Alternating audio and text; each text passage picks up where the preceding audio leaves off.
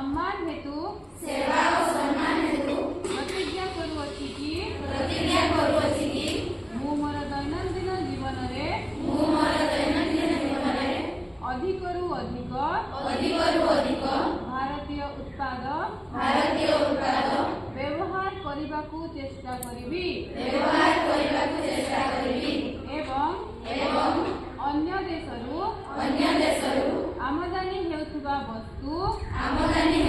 वस्तु बदलरे देशीय वस्तुकू विकल्प रूपरे बाछिबी मोर घरे कार्यक्षेत्र एवं समाजरे भारतीय उत्पादकू प्राथमिकता देवी एवं ग्राम कृषक तथा कारीगरंकु समर्थन करी स्थानीय उत्पाद पाई